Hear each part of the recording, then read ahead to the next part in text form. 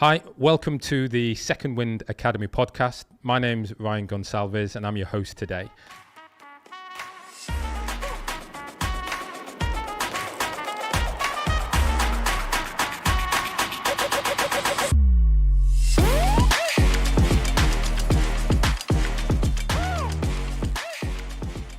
Jordan, welcome to the show.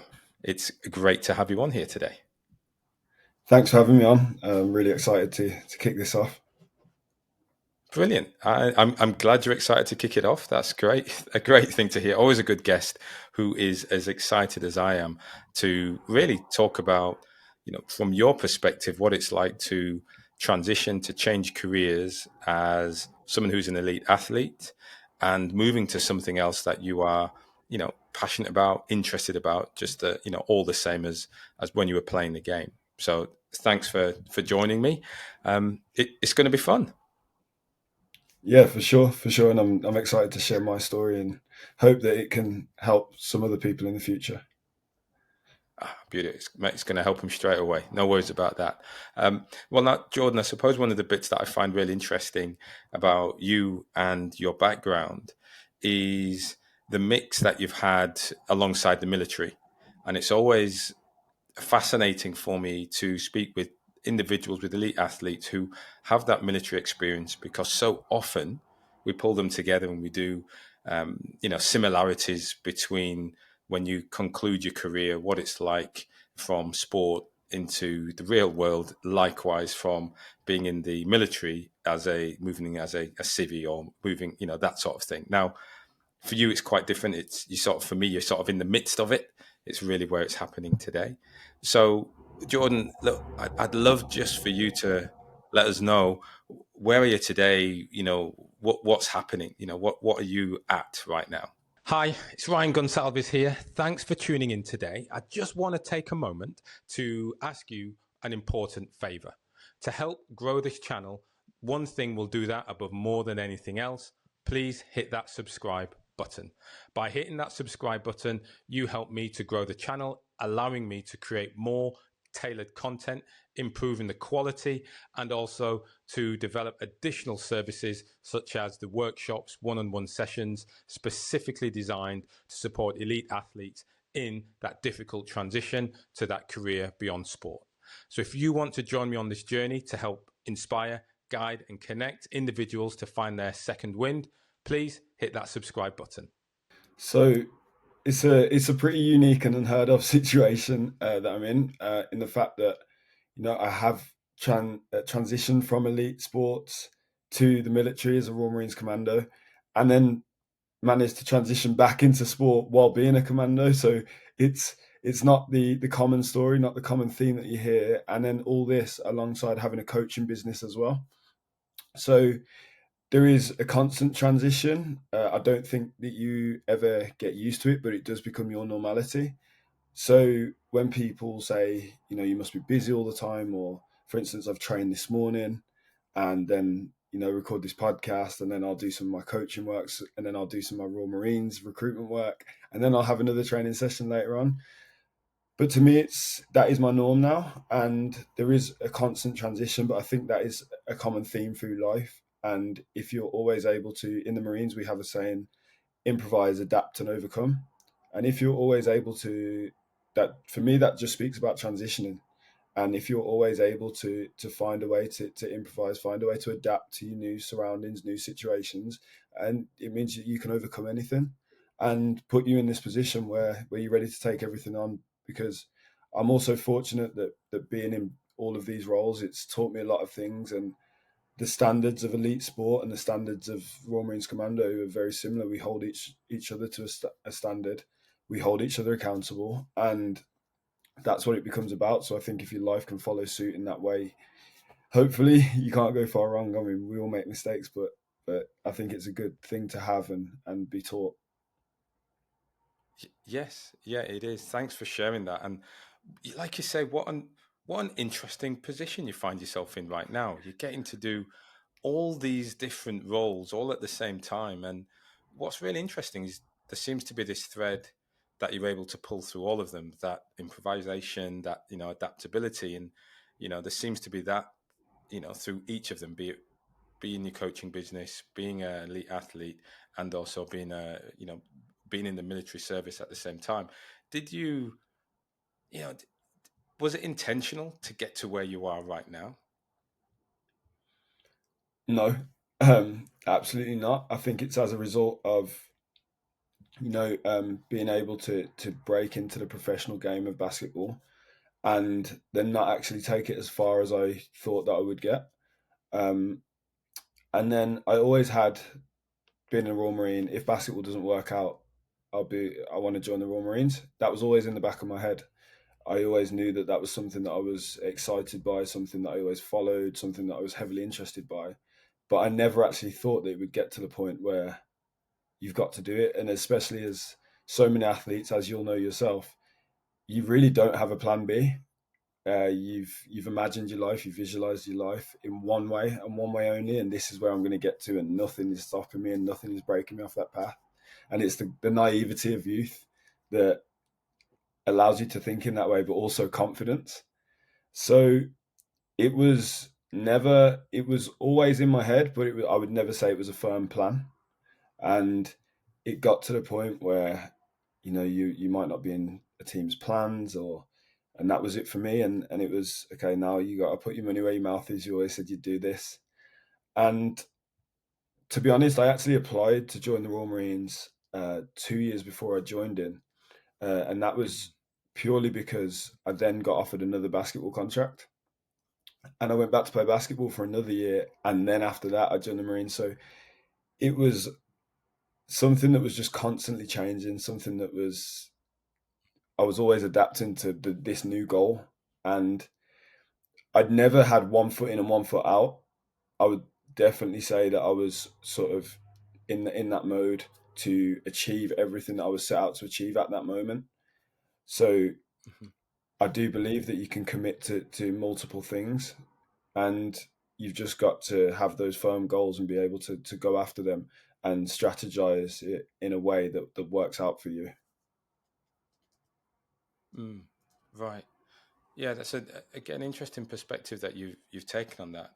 Just coming back, then you talk about that desire to be in the Marines, the Royal Marines, that desire to uh, be a basketball player as well. I mean, I'm curious then, as you grew up, if you were asked at 10, 11 years old, what do you want to be when you grow up? What was your response? Basketball player, 100%. It will always be a basketball player. Um, for me, that was the number one option. That was the only option. That was the only thing that I ever wanted to do. Basketball's a game that I've been around my whole life. My parents even met through the game. My first toy was a Michael Jordan figurine that my mom's still not happy to this day that I've misplaced. We'll call it, not lost. Still might turn up. So that was what I wanted to be. That was the only option for me, and that was shown in the time and effort that I spent in getting to where we've been able to get to with basketball. So break times and lunch times at school, I'd be in the sports hall. At first, the teachers would say, "No, can't let you in. You're unsupervised. Can't let you in." But I was at that door every single day, knocking and knocking and knocking, and that was all it was about for me. So it was just about improving and getting to this level. Mm, yeah, right. And that determination, at what point did you realize you were good? When did things start to change for you in terms of basketball? So I actually didn't start playing in the National League till I was under 15s, and I started playing at City of Birmingham Rockets. Um, and I actually didn't make the team on my first trial. And then this is my mentality throughout. So I didn't make the team, but I got invited back. They did a sort of community session where players that were on right on the border of making the team could come back and get some training in, and then if you were good enough, you would then get invited back. So for me, that was my goal straight away, and then it was just constant work for like a 3 week period. And luckily, after 3 weeks, I was invited by the now CEO of the club to come back and be involved with the team. So that first year under 15s was very up and down. I was learning to play at this standard. I was sort of felt like I was good at, but in a very small pond. And then this was a completely new exposure for me. And then under 16s, that was when I realised that I can actually start to take over now within this, and started to play well and became the go to guy on my team.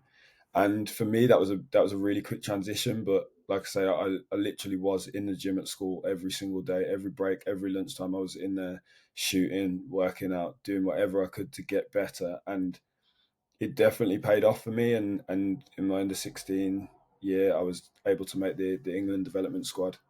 Um, and I had this confidence around me where every shot that I took, I felt like it was going to go in. Everything that I did, I felt like it was going to work for me. I felt like anybody that I defended was not going to be able to go past me. And again, naivety of youth. Sometimes, inevitably, when you play against great players, even at that young age, you get what we call in basketball, you get cooked. Sometimes it doesn't go the way that you planned it.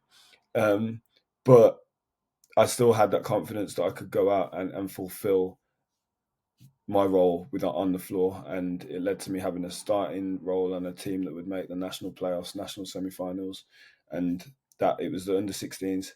And actually, what I would say is becoming good at basketball for me at that age, it was a massive confidence booster in all aspects of my life. I was fortunate, obviously being mixed race. We know a lot of mixed race people go through a period of finding themselves. Like, am I black? Am I white? Like, where am I at? And for me, I would say that basketball really gave me the confidence with that. I grew up in a white area, played basketball in a predominantly black area. And, to the kids at school, I was considered the black kid, and to the kids at basketball, I was considered the posh white kid. So it was where am I? But I would say the confidence that came with basketball, um, and getting good at basketball really allowed me to be like, listen, I am who I am, and if you think I'm this and you think I'm that, then I've got to be doing mixed race properly. So, because I'm in between both. So, just in terms of just relaying that back to life, and I always do this. I always draw upon lessons I've learned in sport and in the military to give me lessons in life, which I think helps me as a coach as well. Yeah, I think it does. I mean, what's interesting for me in that story is you talk about, well, the role sport had played, and sport played a role of being able to move you between areas, different societies, different cultures and expectations. But when you're playing, when you're on the field, it kind of you earn that respect. You earn the respect by what you do, and your heritage, your skin color. Well, it's irrelevant if you're going to hit the 3 points. Probably don't care where you're coming from, as long as you're on my team and you're scoring. Then things like that. It just seems sport helps to break down those barriers.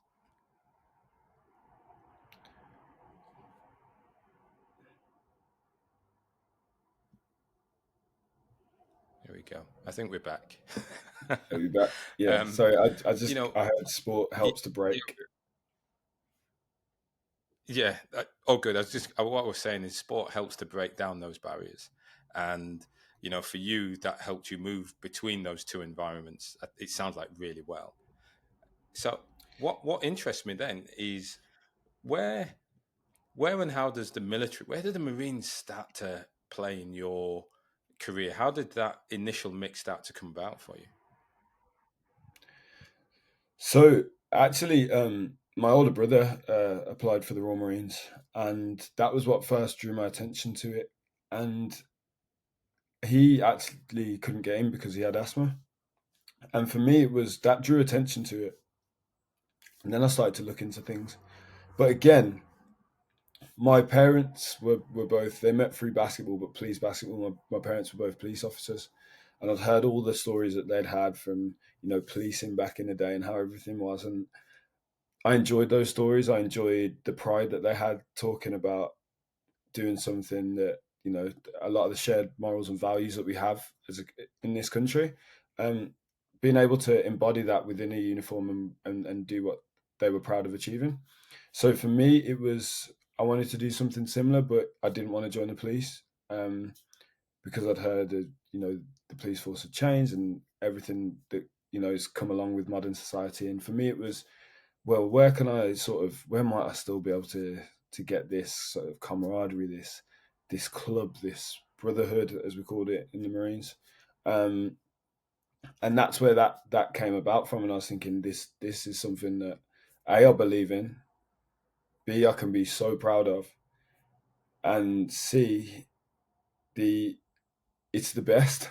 So for me, it was like, I'm not going to do something by half measures. It's, if I can join a force, then I want to join the best force in the world. And when you go through the longest training, longest basic training that any military in the world has to offer, and it's also considered one of the hardest that the world has to offer, if not the hardest. For me, it was like, okay, this is a challenge. Let's go get this green beret, and that was where that idea came from. However, what I would say is, although I knew all this, I still didn't think that I would actually end up doing it because I was still playing basketball in the initial periods. So, and it wasn't something that I really spoke about. It was almost like an interest that I kept within myself, which I'll Mm-hmm. get to sort of the actual joining in a bit. But it was it wasn't something that I massively spoke about. It was actually my younger brother that everybody thought was going to be the military man, and I was going to be the sportsman. So it's Mm. quite funny that after all this, he ended up a rugby player, and I ended up in the Marines. So what changed for you then? What was it then in your basketball? As you're pursuing that career, where did it change? Where did you have to do this reprioritization of how you spent your energy? So I was at a club. So I went out to the States, did a prep school year in the States. And at that point, everything was going well. And I was so sure that I was going to go to a Division 1 school. Now, the interest that I had was mainly off like high Division 2 schools. And then only a couple of Division 1 schools, which I didn't really have interest in. So for me, then it was, okay, where do I go from here? And then I ended up having a phone call off the GM at Leicester Riders, which play in the British Basketball League, who's saying, look, you can come home, you can have a scholarship here, and you can be a pro, uh, play in the BBL and do your degree. So it's kind of like win-win, especially at 18, 19. So I went on this journey, went back to Leicester Riders, and Loughborough was a university, so it was obviously a great school as well, known for its sporting prowess. And then I'm playing there, and I ran into, I would say, a lot of confidence issues when I was playing in terms of my shooting. And for me, that was such a big thing because that was my main strength when I was younger. And I was almost learning how to play again because I was just not shooting the ball well. And I like, for me, everything changed then. So my shot form changed, my confidence with it. I didn't even want to shoot, and which then impacted on me actually playing basketball. Then it was, how much am I falling out of love with the game because it's not fun for me because I'm in my own head about playing, which is, I mean, even for some people, like they will never have heard me speak about it like this. So this is kind of a first for me to share it like this. And then as we were progressing, I went out on loan, and then I came back to Riders, and it was a case of, okay, you're not really in the plans for the future. I guess you've not progressed how we saw it. So then it was a case of, okay, you can still go through university, but for me, it was about playing basketball. It wasn't about being at university. That was just a byproduct of playing basketball. It wasn't something that was like, I really want to go to uni. It was an opportunity that I was fortunate to have through the sport that I love. So at that position, it was difficult because what do I do now? Do I start university again, start the year again, and struggle with that, and know that I'm just going to be frustrated that I'm not involved with the first team and all this stuff? Or what do I do? So I then left there, and I just didn't have a job. So like all of a sudden, I've gone from like, I'm going to be this basketball player, I'm at university, everything's going great, to I'm back at home with my mum and dad's, which I left to America at 18. So I'm at my mum and dad's at 21, 22. It's, what am I going to do? What, like, I'm back to square one. So for me to draw upon that, it was, okay, now it's time to put your money where your mouth is. I'm going to join the Royal Marines. So I came home, I hadn't said anything to anyone, went to the Armed Forces Careers Office, Came back, right, I'm joining the Marines in front of my mum and dad, slapped this booklet down in front of them. This is me. I'm joining. And everyone was like, what? Look, what do you mean? Um, so then I actually went through the officer application process to join the Royal Marines. Now, the way that works is they're only taking 60 officers a year. So even if you can pass everything and still not get selected. So I went through this application process, passed everything, and then you get a letter to say, okay, you're borderline, or you've made it, or you've not made it, based on your predicted scores. So I was borderline, so I still couldn't plan my life, and then you're due to hear about it in August. Anyway, long story short, I was borderline making it, missed it by about one or two places. And then I was fortunate to get offered a contract at Worcester Wolves in the British Basketball League. So I went back to playing basketball. But within this period where I didn't have a job, I just got a job in a Nike store, which for me, and this is a big thing in terms of what we're speaking about transitioning.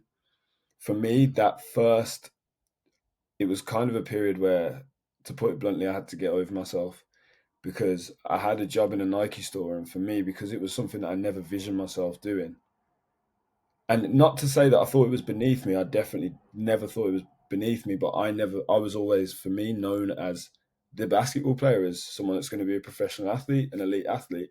So to actually be working in a store there and in an area where I knew a lot of people, that was very tough for me to swallow because it was, I'm not meant to be here.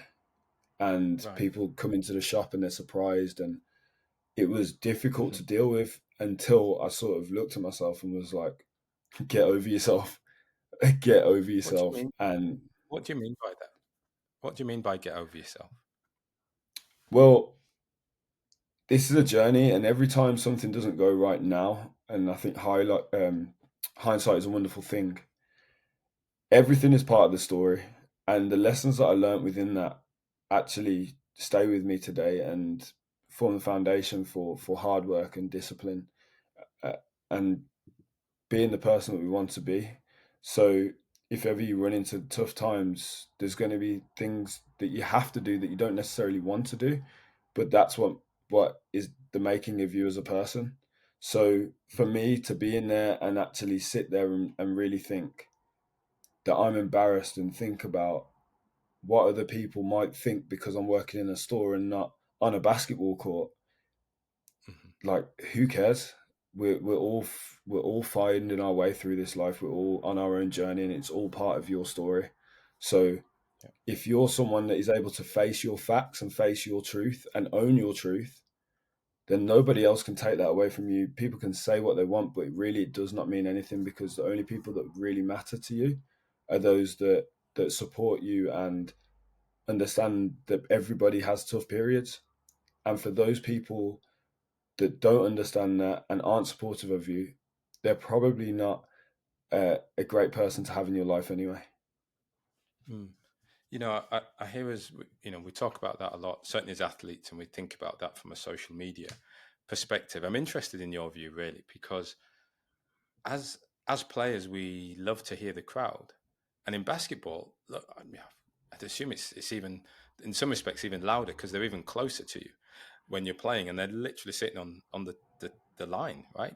Which to me always Yeah. seems a little bit too close, but they're that close. So moving from a place whereby anyone who's in the room who cheers for you, supports you, that's great, to then being selective about which voices you hear, that's really hard. That's a really hard shift to be able to do. I mean, how did you speak about that Nike example. How did you get through it? So for me, I actually loved to be. I love playing away because playing away for me, when you've got people that don't want you to do well, and you're like, I'm going to show you, I'm going to prove this can be done. For me, and I guess that's a point of proving your worth, proving your value, and being confident that you've prepared so much to put yourself into these situations. So even when you're, like you say there, where everybody is supportive of you, it's a case of moving forward and trusting your process. So we hear trust Mm. the process all the time, and when we refer to it as the process, it's normally a process that's given to you, or something that you're buying into, but it's from an external source. It's an extrinsic thing that's come into it. Whereas actually, Yeah. are you able to trust your process? Have you strategized against the barriers and obstacles that might come up in your life enough to trust this journey and this path that you're on to take you to the destination that you want to get to? Mhm. Are you able to do that? And if not, how can you then become able to do that? Is it a 10 to 15 minute sit down and actually really think and set out your life and set out your strategy of where you want to get to? And like I had a great group call on our coaching with our clients the other day, and it was an Olympic athlete, and he was saying Elliot Giles, and he was saying if you've prepared enough and put in all your preparation, when you get to the start line, there's actually nothing else that you can do. And on that day, someone might be better, someone might be worse, but you've done everything that you can physically do, and it works the same in life. If you've actually planned out what you want to do, and I think having a firm plan is, and when I say a firm plan, it can be a bit rough around the edges because, like I say, we go back to Yeah. improvise, adapt, and overcome. You have to overcome Yeah. these things. But if you have a general idea that you can work towards, and then you can trust your process in getting there, now it can't be, I want to be an astronaut and fly to the moon, but you've not set out these steps to get there. It can't be that. It has to be smart. Realistic. Yeah. I mean, Yeah. well, this is the thing. We're on that smart goals because here we're talking about your plan to be a professional basketball player. That shifts, right? You moved overseas, you came back, you went on a path, didn't happen. You then go start working in retail as this sort of stopgap, and again, not part of your plan. What was your motivation to do that job in particular? Um, so for me, it was I love Nike, and it was like I was struggling though as well. So I was also struggling to get a job because I had no experience. Now Hmm. I was out and about, and I'm someone that talks to people when I'm out and around. And I'd spoken to a guy that was running a marketing company for the the big electronic marketing boards and stuff like that. Like um, he's done really well. Great guy, and he said come to my office and we can have a chat and see maybe about your career. And it was like he had no reason to do that. I literally just ran into him at my friend's birthday. Like there was no reason to do that, and I did it. And I sat there and I was talking to him and planned it out. And I was like, I don't really know what I wanted. Like I have no idea what I want to do. So it was like I just need to do something, and I just love Nike. I love the clothes. I love the brand. So it was okay if I can get a job in a Nike store, and then this was an actually a big lesson. Come to think of it, because for me, the idea that I had with applying for the Nike job was great. I can sell myself based on my sporting experiences, and we talk about wealth, and I speak about experiential wealth more often than not, and it's a massive thing for athletes to be able to sell themselves based on their experiences. And in my head, I was like, Nike, great. I can sell myself and what I can bring to a shop based on my sporting experiences. And that was the whole idea behind it for me. And that's where it came to. And to be honest, when I signed my next contract and I played at Worcester Wolves, I actually took my hours right down on that job. But I kept the job because I was like, if I get released again, I'm going to be in trouble. And I didn't want to go through that again. So there was one game I played Glasgow away. We got back at 3 in the morning, and I was back in the Nike shop at like 9 a.m. But that was a choice for me. So Yeah. it was a safety net for me, but they had an Yeah. understanding. Yeah, and that's interesting. That's interesting because when you're in certainly, sports where you're on 1 year contracts, and financially, you know that when that contract ends, you don't really have, you can't chill out for 6 months. So there, you've just described that situation where you're looking for that safety net.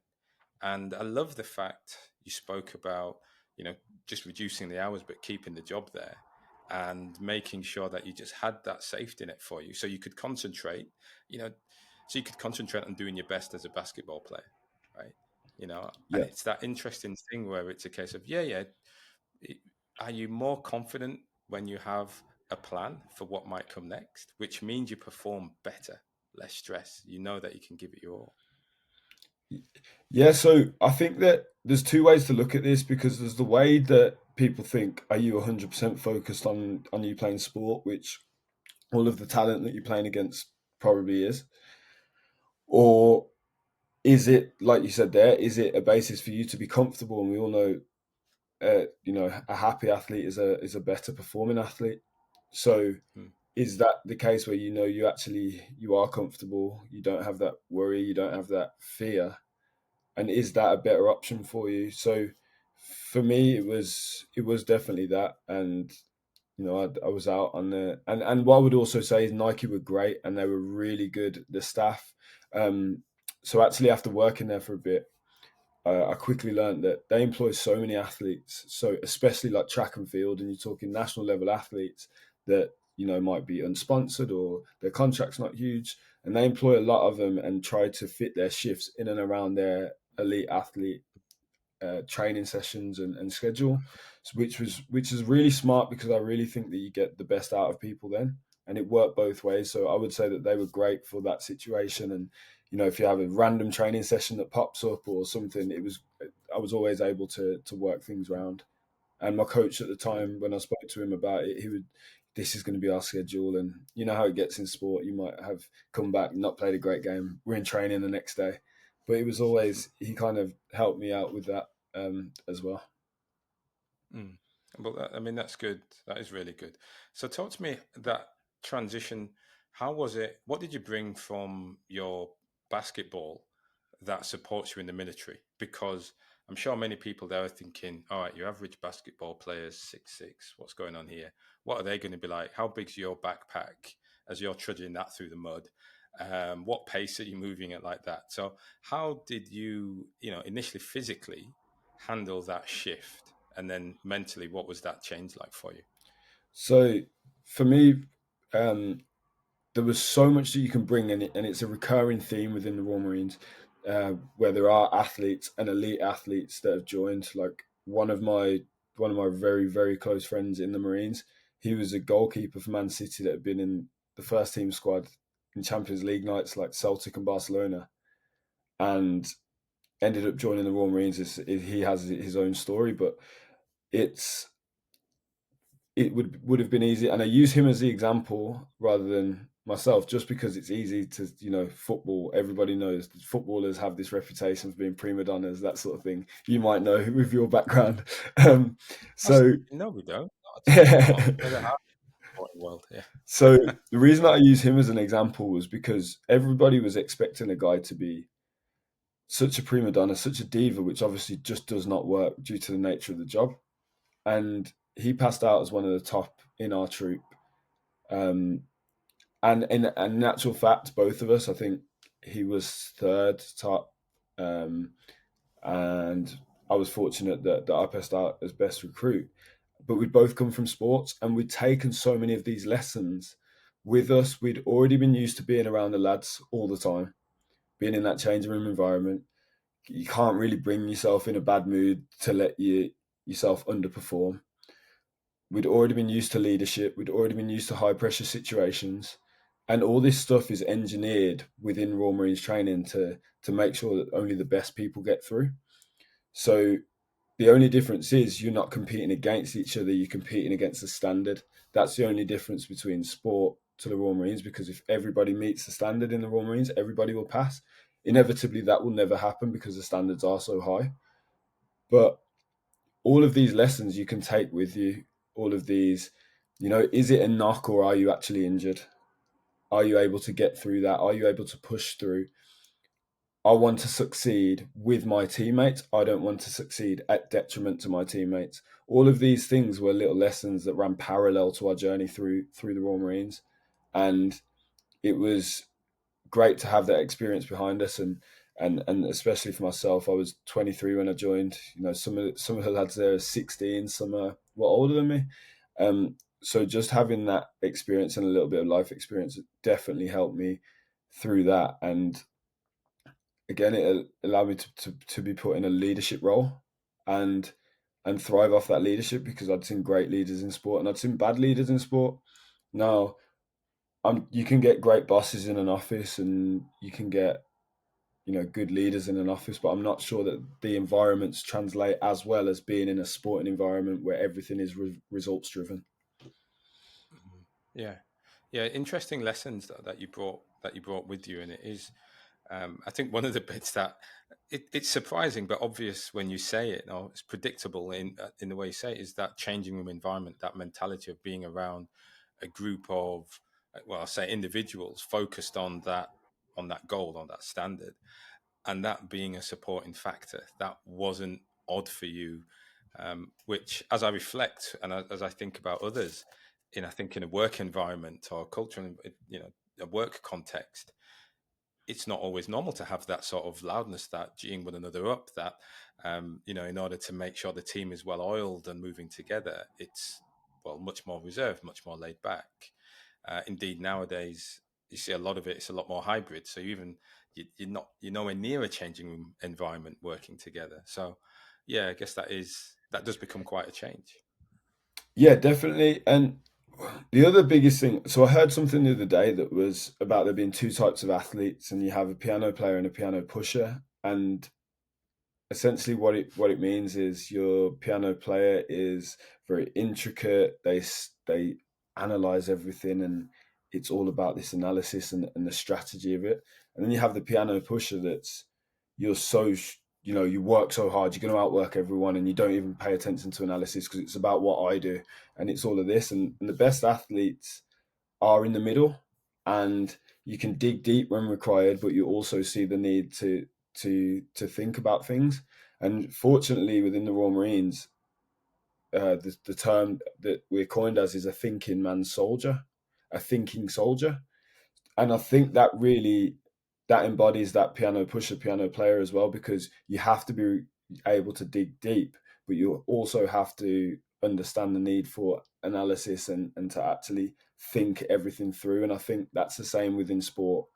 To be a great athlete, you have to have the same things there. So I think that was a seamless transition with that. Yeah, I like the piano player and piano pusher. I wasn't sure where you were going to start with, but I caught up and I quite like it.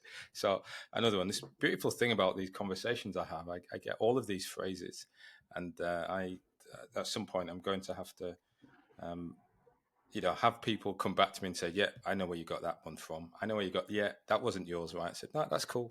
I'll let everyone know."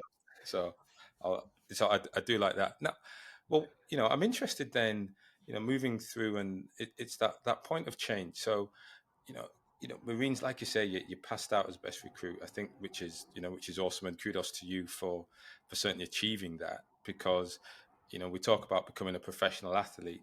Passing out as best recruit must be up there in terms of percentages that actually achieve it. Of all of those who go through, to be that number one is again quite special. So you've got that double hit in many respects.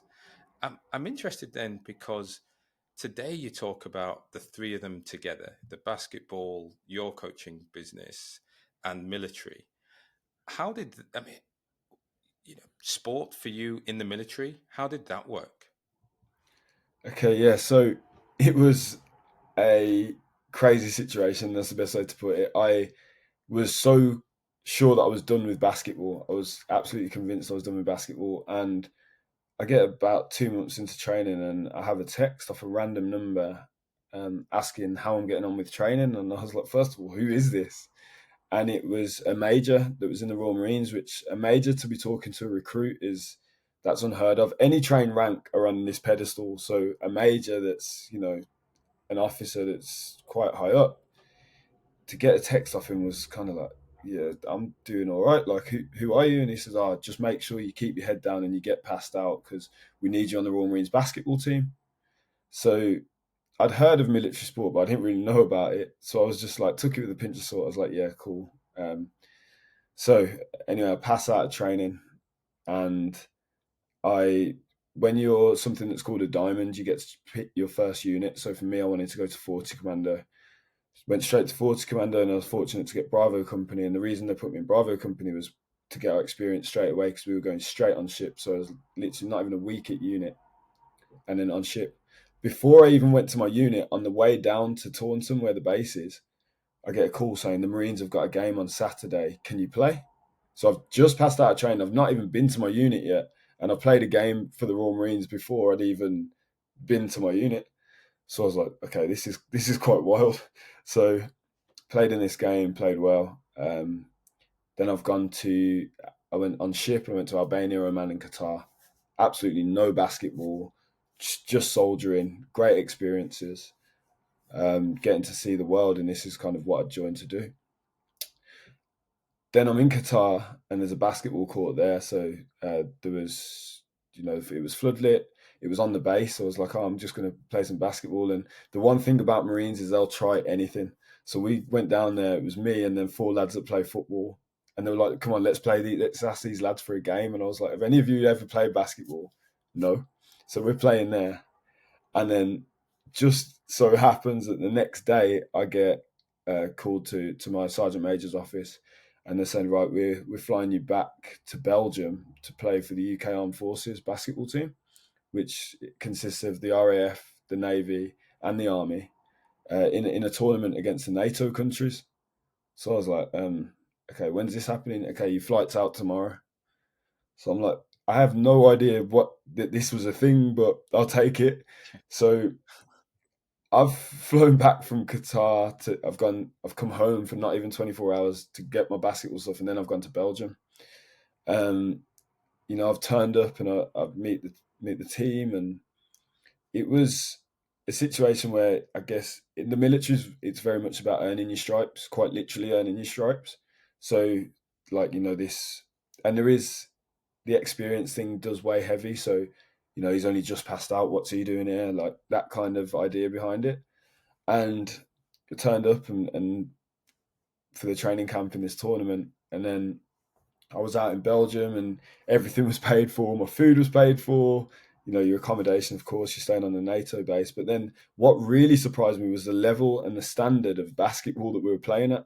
So you're talking about French professionals that are playing in the second or third leagues in France, which is a very, very good standard. You're talking about Latvians that have been conscripted to their military, Lithuanians in the same position, USA that were all Division One level athletes that had been to the Air Force school or something like that. So this level was like super, super high, which was really, especially not after 3 months on ship just soldiering, I wasn't expecting it. But it was a great opportunity. And then we came back from there. And then 3 months later, it's like, okay, we're playing the US Marine Corps in April. So I was like, what do you mean? So now I'm off to America and I'm in the States and played against the US Coast Guard and the US Marine Corps. And military sport, as I've been learning throughout the way, I mean, I'm 8 years in now, so I understand it, but it's huge. Like it's absolutely massive, and there's so many opportunities. And what I would say is for people that are transitioning out of sport at a younger age, is a great thing to look at, because the other option, it's brought me to where I am now, where I'm fortunate to have a basketball contract, and then I have an agreement with the Navy that allows me to fulfill daytime training sessions. It allows me to be given so much time off. It happens quite a bit in rugby. I mean, there's a Premiership rugby player who plays for Fiji in the World Cup, so that's actually in the Royal Navy, Sam Matavesi, and he's a full-time athlete, but he was also in the Navy before. So you do get these opportunities to play sport, and depending on how good you are and how much you're able to fulfill the level, you can get offered a contract and work it alongside your military career. So we go back to this safety net, where you've got the safety net of your career and your salary and everything else, but you've also got a sporting contract and you're doing what you love. I think, well, I would say if you spoke to the majority of athletes, if they knew they had that behind them, a lot of people would do it, or would have the option of having something behind them as well for afterwards, because otherwise it can be a very difficult transition. Mm. Yeah, well, I think both it can be a difficult transition, but it can also put more stress on you trying to perform at your optimal all the time and not switching off, not having anything to, I guess, divert your attention to simply rest, right? Think about something else. So, it is amazing though, because I'm learning from you sport in the military. I'm learning what that's like. that is, to me, it sounds brilliant. In some respects, it sounds like you're very much professional, semi-professional in some respects. Then in traveling around, going to these different tournaments and playing, it feels like it is indeed an international honor that you've earned. Yeah, for sure. And like boxing is huge in the military, absolutely massive. So I know people that are they're on what they call a sports draft. So for 6 months, they don't do anything but box. That is their job within the Navy, within the military. Your job is a boxer. You are a boxer. And the term that we get called all the time is a tracksuit soldier. That's what they call us, tracksuit soldiers. It happens with, like I mentioned, rugby. So in the build up to Army versus Navy in the rugby, the training camp will run from around about January, February, all the way up to the game, which will be late April, early May. So that's all they do then, play rugby. They are professional rugby players for that period. So Yeah. it actually is that. So there is that opportunity to continue playing within the Mhm. armed forces. And it's a much bigger scale. It's actually hard to fathom because one of the biggest things that I have now is, okay, so what do you do for a job? And in my head, I'm thinking, if I actually say what I do right now, it sounds like a lie. It sounds like I'm living on cloud cookie land. test test me. Go for it. Tell us now. What So, is your job? so I'm a Royal Marine. I'm a professional basketball player, and I'm a coach, an online coach. So when I have to relay that, it's straight away. I know it kind of sounds a unique situation, but I have an agreement between the Royal Marines and my basketball club, the Royal Marines and Royal Navy and my basketball club, which allows me to fulfill that. The Navy have been great. They've sponsored City of Birmingham Rockets, who have gone back to playing for my childhood club, which is Mhm. another great story in itself. The Navy have sponsored them. We've trying to increase the awareness with the demographic that plays basketball. So that's been great for both sides. And then my online coaching business, the Fizz Factory, we're called. We essentially do high performance coaching, but from a holistic standpoint. So we're not just here to roll you out a fitness program that's right, go get this done. What we want to do is make sure that we overcome all the obstacles and barriers that might be in your way to achieving your goals. So I've been fortunate within the military and within basketball to have the luxury of nutrition taken care of. You get this education through kind of naturally through these things, or rehab. But I've also seen on the other side of have had friends that have really struggled to rehab injuries, have really struggled to stay on top of their nutrition. So what we did then was just put a package together where you can have your training program done for you, you have your nutrition done for you, and you also have access to a full rehab team where you'll go through consultations, you'll get a full rehab plan, and we will always work together as a team of coaches to make sure that we keep the needle moving forward, even if you are injured or you're struggling with your education on food. And then we run guest calls, group calls, webinars on mindset, get guest speakers in. Like I said, we had an Olympic athlete on yesterday. The call before that was navigating 2024. So, how we're going to plan this out, roadmap it out, how that's going to match your 10-year core values, what matters to you now that's going to matter to you in 10 years, and how we actually work towards that. So, we set that strategic plan up to get there. And what was the inspiration behind setting that up? To be honest, we set it up because a lot of people. I love fitness. I love training. I love fitness. So that will be my competitive edge after my basketball career. That's something that I've got an eye on. Not that I want my basketball career to end anytime soon. It's just I know that that's what it is, and I've had the opportunity to compete in a couple of fitness competitions, and people were just asking me for a lot of workouts, and I run it with my brother and a friend as well. They were asking us for workouts all the time, so we just set it up on an Instagram, and we are lucky to gain a bit of a following. And then from there, people would say, "Have you got merch?" And Yeah. it was like, "I don't know, do we?" And it was like, "Okay, yeah, now we've got merch. You can over here you can get some merch." And then from there, it was actually the recurring theme here is like I love to help people. I love the coaching, mentoring side of things. So what can we put together? So initially, we just rolled out programming, but then I quickly realized that even the people that love fitness and love mindset and everything else, they still might run into problems that they never thought they'd face or they had never faced before. So how can we actually, if they get knocked off this path, how can we put them on the path that when they get to the finish line, they look at all the hurdles that they had and they're proud of what they've got over and got to achieve what they've wanted to achieve. So that was where it came from. So it's just been this natural progression of initially people asking us for fitness and then people asking Yeah. us for different advice and put it all into a package. It's a great way for a business to begin. You wait, you sort of wait to hear what people are asking you for, and then you provide it. It's quite simple. So you listen, and then once you've listened, you listen to understand. You understand what they're asking for, and then you try and figure out how can I provide that? How can I make that happen? And naturally, it leads you to a place where you found yourselves now, your brother, the friend, and you're doing a business that is natural. It's almost what people expect of you. That's it for us. It's and now it's a case of just taking it up and scaling it up, and we're always looking to provide value. And the more people that we have on board, the more value we're looking to provide, just because we're able to provide more value in when that is the case. So it's a case of now we'll try and stay ahead of the curve as well. Yeah, I'm also interested in the role that you have, this hybrid role that you have with the military, with Marines and Navy.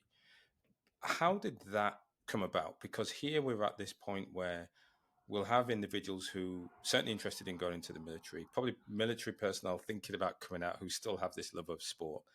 You've managed to stitch these two things together.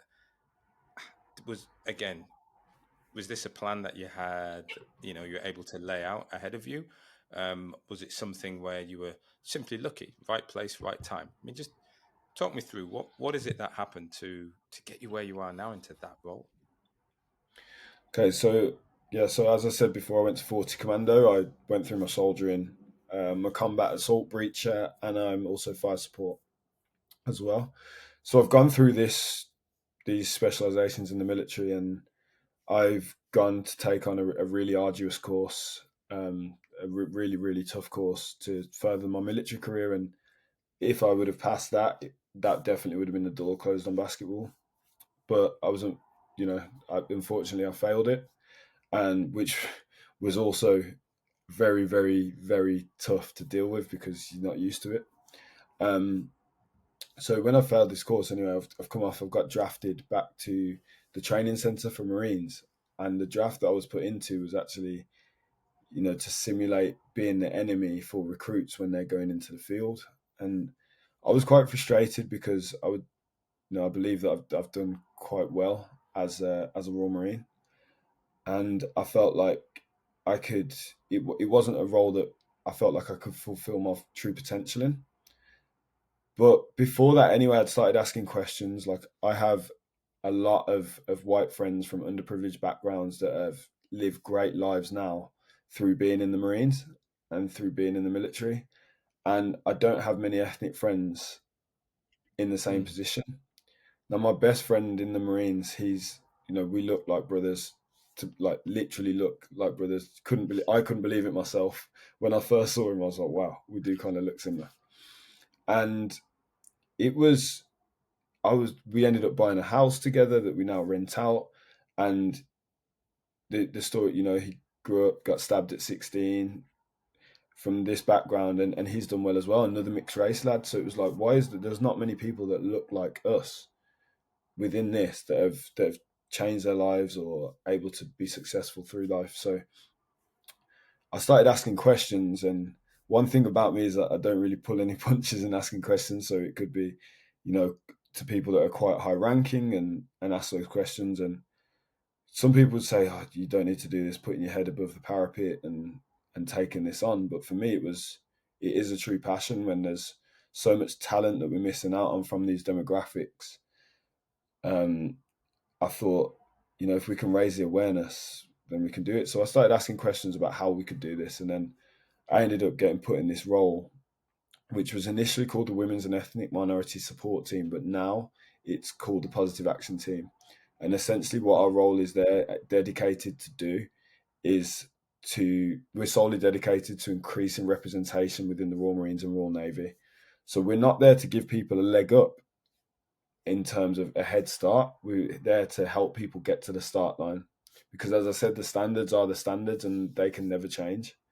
But if people aren't aware of what they can achieve, of what they can be, of what the career paths are, now there's over 145 different careers within the Royal Navy for people to fulfill.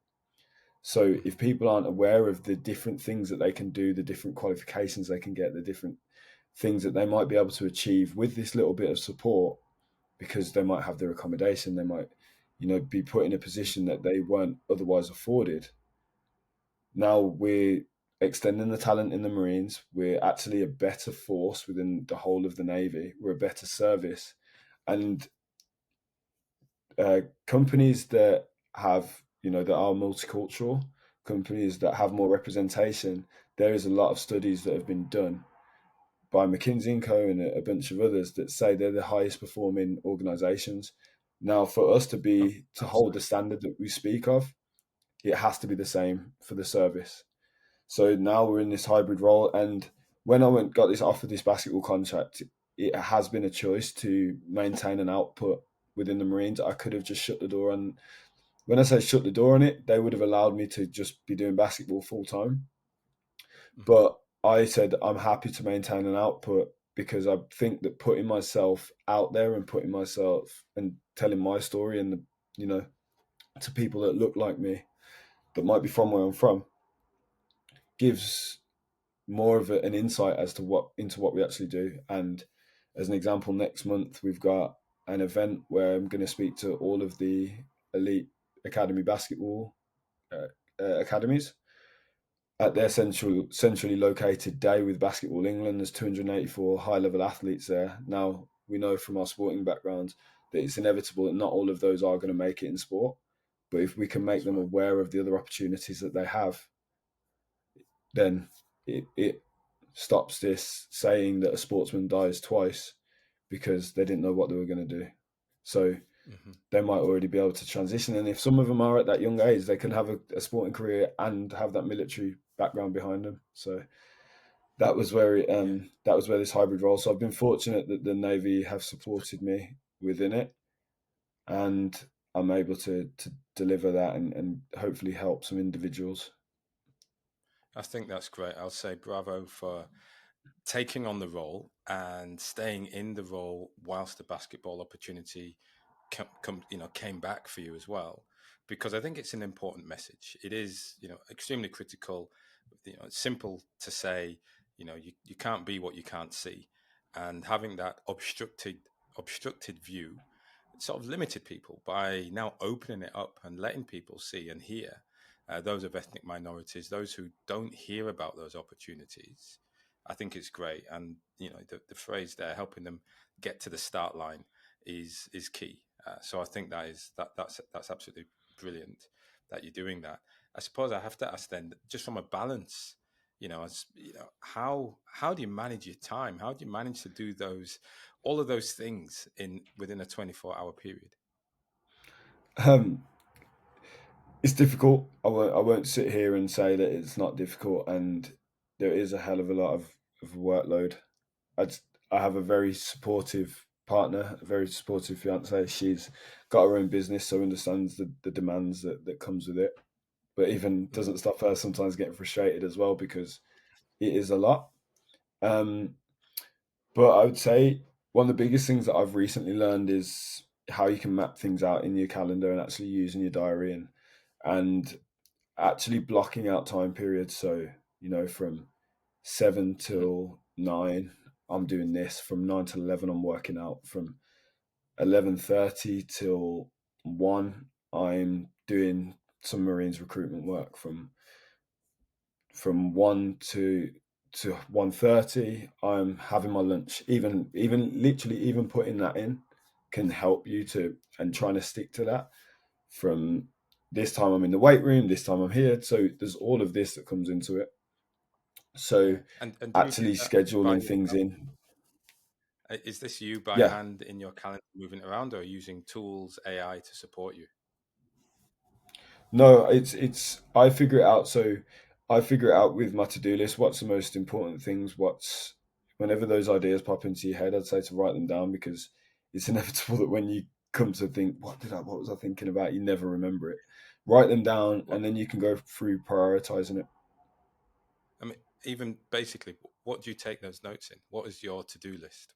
What's your Just my phone, go-to? my my Yeah. my phone, my phone, and my calendar on my phone, and then if I've got calls booked in, um, Hmm. if I have calls booked in, luckily I book them through Calendly. It goes straight into my calendar, and Hmm. that's always winning from there. And I also know that anything that I put in on my calendar then links to my call booking link for my online coaching, so those times get blocked out. And then I always on a weekend I will always have stuff. So obviously, generally we'll play on a Saturday, but sometimes it can be a Sunday. Or obviously with basketball we can play back to back. So I think in 2 weeks' time we've got two back to back weekends in a row. So that's going to be pretty tough because that's a lot going through there. But Yeah. yeah, writing those down in my phone and having that and trying to stick to it as best as possible. And I would say the biggest thing about for that is prioritizing. Definitely prioritizing what needs to be done. And I don't know if you've heard of it, but there is Eisenhower's quadrant, which Hmm. essentially where obviously if you know about that, Yeah. Yeah. you're urgent, non-urgent, important, non-important, and that is a great tool for prioritizing. Like nothing. I've only learned about this in the last few months, but for me, I draw that box out Okay. by hand on my Yeah. diary and think, this is what I need to do.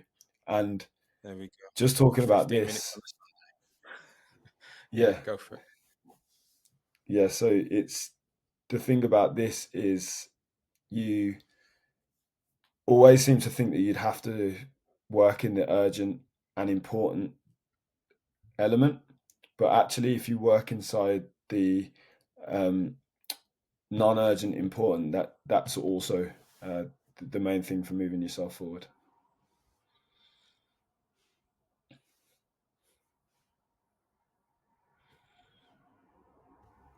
So look, it probably just gets me towards the last question in many respects around, for those who are listening who are athletes, elite athletes, approaching the point, or they've finally just dawned on them, hey, this might have to change. I'm going to have to transition into a new role or do something at some point. Based on your experience, what advice would you give to them? It's definitely. I think it's okay to find it a really tough period. I would definitely say that. Don't be too tough on yourself. Hmm. I would say that really try to find what your interests are, what your loves are, what you find enjoyment in, because it's going to be so difficult. And for those that are play at say at a super high level that are going into work, the really difficult thing, and one of my friends has just seen this, is it's going to be the excitement to get this normal job, as athletes would call it, and then after 2 to 3 weeks, everything comes crashing down because it's not what you imagined. So it's not always this great thing that you've thought of because it's not been your reality, it's not been your normal. So try and find something that you really enjoy, try and find your interests, and then work it back from that. What is there that that involves my interests? What is there that I can do that I will enjoy doing? Because Hmm. to be good in a work environment, to be good as a business owner, to be good, you have to enjoy what you're delivering and you have to believe in what you're delivering. If you don't believe in what you're doing, it's so tough to pretend and play that game. It's so tough, Yeah. and you'll never actually fulfill your potential. Yeah. I like it. I like that. It's very hard to pretend for every minute and every hour of the day. And if you find yourself going into a role, into a career where you're pretending to enjoy it, pretending to be busy or effective, you're going to get found out either by someone else or certainly by yourself at some point. And Jordan, I just want to say thanks very much for joining me on the show today. I've loved the stories, love your insights. I've taken the phrase as well. I suppose I just want to say, if someone wants to follow your journey, what's the best way to get in touch with you and follow? So the best thing to do is follow my Instagram, which is at Jordan Dawes, JordDaWes, or at Fizz Factory, PhyzFactory,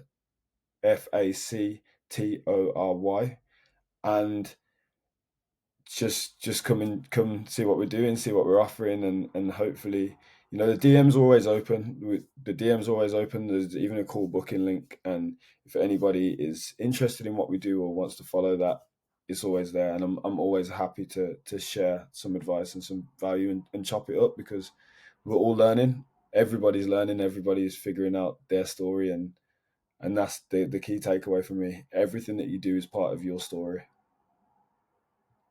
Wonderful. Jordan, thank you very much. Thank you. Thanks for having me on.